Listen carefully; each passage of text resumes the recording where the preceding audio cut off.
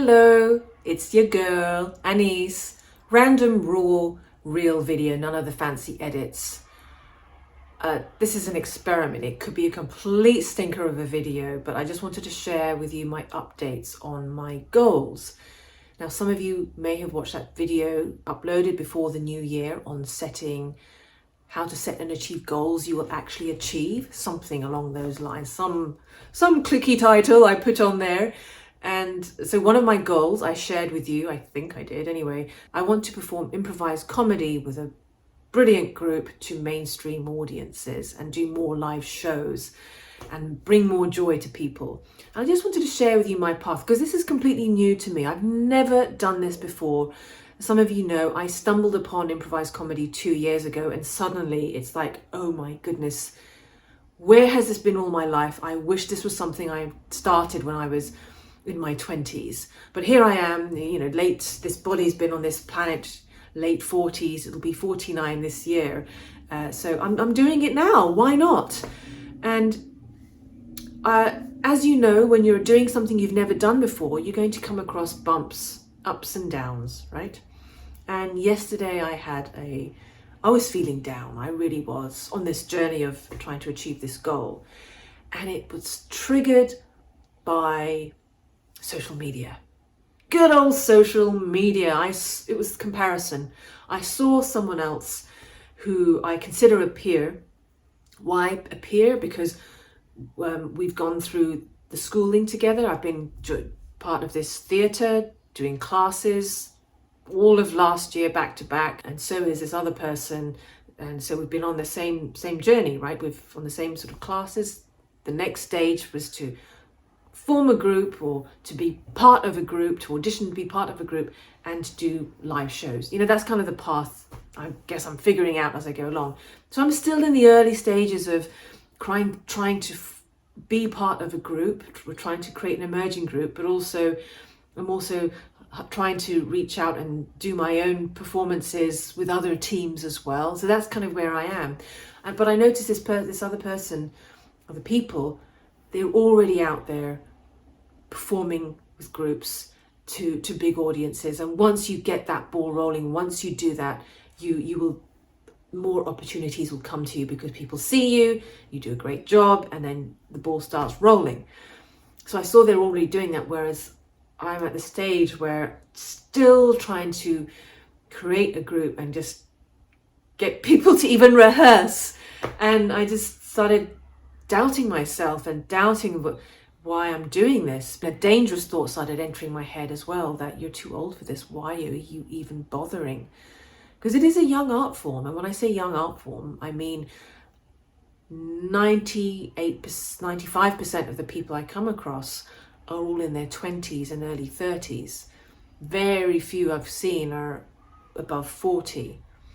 And I haven't seen anyone, maybe one person, who might be older than me, but you know what I mean? So my mind started going through that negative spiral. Oh, you're too old, why are you even bothering? All of yesterday I started feeling down, and I started chipping away at my confidence and my zest for doing anything. Ooh, it wasn't a nice feeling at all. And I thought, why am I even bothering? So yeah, that wasn't good. Ooh, I need to stop crying. Stop crying.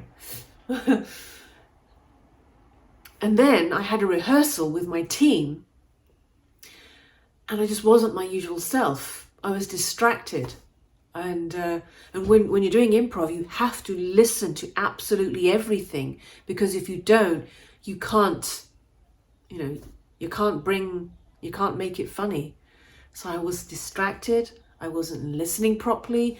I missed opportunities, and I couldn't come up with funny ideas.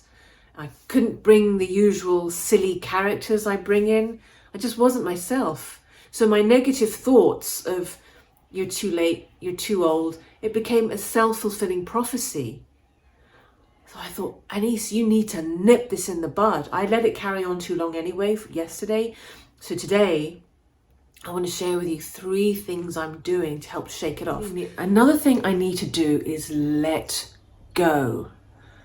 I really need to let go because I want this so bad, and I feel like time is running out. So I need to let go of this scarcity mindset that's absolutely fueling this. Because I do want this really badly. And I do feel like time's running out. But that's not helpful. It really isn't helpful. It just makes me approach the whole thing in such a desperate scarcity mindset instead of an abundant mindset.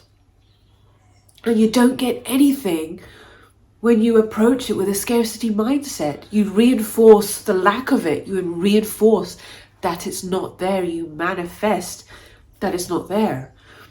So to help me switch into this abundant mindset, I absolutely need to let go because I'm gripping on this for dear life. It's stupid. I've never wanted anything professionally as much as I've wanted this, more so than the motivational speaking, more so than the coaching.